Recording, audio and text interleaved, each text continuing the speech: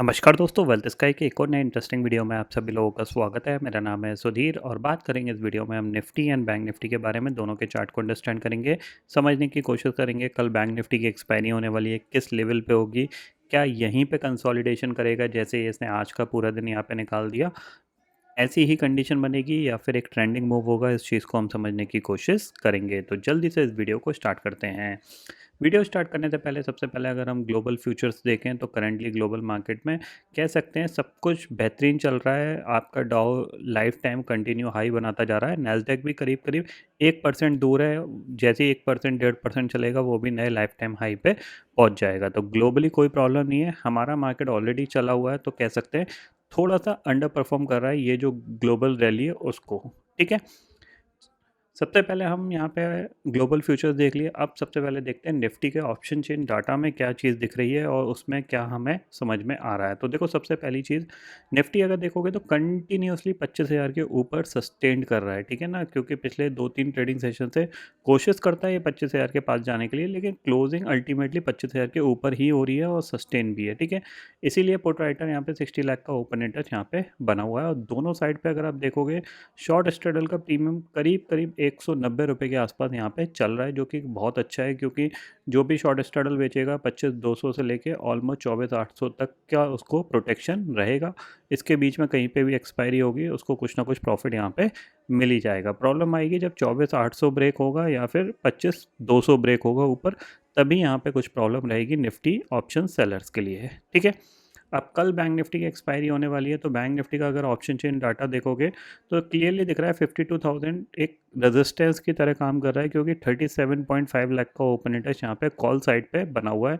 Even 51,900 पे भी करीब करीब 21 लाख का ओपन इंटरेस्ट यहाँ पे बना हुआ है। ठीक है, पुट राइटिंग में देखा जाए तो 52,000 की पुट पे करीब 13 लाख का ओपन इंटरेस्ट बना हुआ है और 51,900 पे करीब 15 लाख का ओपन इंटरेस्ट बना हुआ है। 51,800 को ज़्यादातर लोग शॉर्ट स्ट्रेडल की तरह यूज़ कर रहे हैं, क्योंकि दोनों साइड लगभग ओपन इंटरेस्ट बराबर है और 300 पॉइंट का टोटल प्रीमियम है, जो कि प्रोटेक्शन देता है 51,500 नीचे और ऊपर करीब 52,150 तक यहाँ पे प्रोटेक्शन रहेगी। ठीक है, अब हम चार्ट पे चलते हैं तो निफ्टी का चार्ट देखते हैं। देखो, कल भी मैंने आपको बताया मार्केट रिकवरी में है, तो रिकवरी में मार्केट हमेशा साइडवेज बहुत ज़्यादा जाता है। तो आज आप देख रहे हो एक गैप अप ओपनिंग हुई, गैप अप ओपनिंग के बाद शुरू में एक कह सकते हैं यहाँ पे एक अच्छा खासा निफ्टी के अंदर 100 पॉइंट का फॉल आया टॉप से, उसके बाद ये साइडवेज चला गया। बैंक निफ्टी की बात करें तो बैंक निफ्टी तो इवन जहाँ खुला उसी रेंज में ही साइडवेज चला गया। करीब 150 पॉइंट के अंदर इसने पूरा कामकाज किया। सेम चीज़ फिन निफ्टी ने भी करीब करीब 50 पॉइंट के अंदर पूरा दिन यहाँ पे निकाल दिया। एंड ऑफ द डे थोड़ी बहुत वॉलेटिलिटी करके एक्सपायर हो गया है।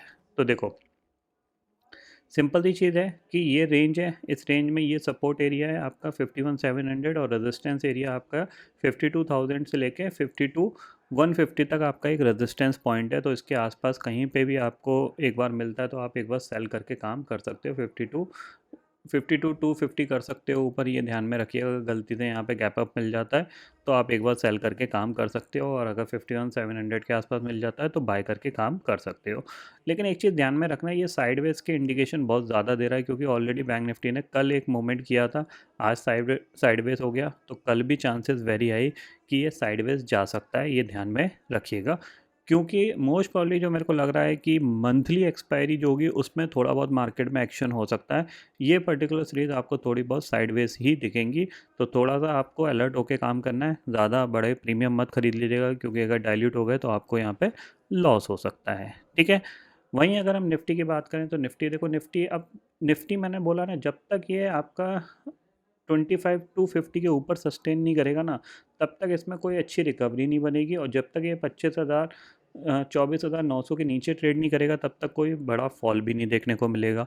तो ये ध्यान में रखिएगा, ये जो जोन है ये इसके लिए कंसोलिडेशन जोन है। अब इसके बीच में आप ट्रेड कर भी सकते हो या फिर अवॉइड भी कर सकते हो, क्योंकि इस कंसोलिडेशन जोन में आपको ना बहुत ज़्यादा दिक्कत होती है, क्योंकि मार्केट एक मूवमेंट करेगा फिर साइडवेज चला जाएगा, प्रीमियम सारे घट जाएंगे। तो बहुत ही प्रिसाइज होकर इसमें काम करना पड़ता है, और अगर आपको प्रॉफिट मिल जाए तो लेके बंद कर दीजिए स्क्रीन। अदरवाइज अगर आप कंटिन्यू लगे रहोगे तो चांसेस वेरी है कि आपको यहाँ पे लॉस हो सकता है।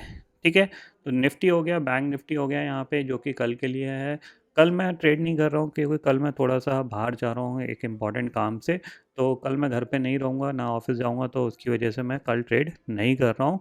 और बहुत सारे लोग मेरे को व्हाट्सएप कर रहे थे रिगार्डिंग कि अगर उनको ऐसे-ऐसे में जो प्लान्स जंप हुए हैं तो वो सूटेबल हैं। देखो सिंपल सी चीज़ है, अगर आपका ब्रोकर आपसे बहुत ज़्यादा ब्रोकरेज ले रहा है, अगर आपको लग रहा है कि वो ब्रोकरेज आपको बहुत ज़्यादा कह सकते हैं आपके प्रॉफ़िट को ड्रॉ डाउन कर रही है, या फिर आपके कह सकते हैं कि आप ब्रोकरेज की वजह से लॉस में आ रहे हो, तो आपको लो कॉस्ट ब्रोकर ही चूज़ करना चाहिए। अब सबसे अच्छा मेरे को एसएएस लगता है, क्योंकि मैं एसएएस को पर्सनली यूज़ करता हूँ, क्योंकि यहाँ पे क्या है, ग्लिचेस वगैरह कम होते हैं, ऑर्डरिंग अच्छी होती है, प्लेटफॉर्म भी अच्छा है यहाँ पे।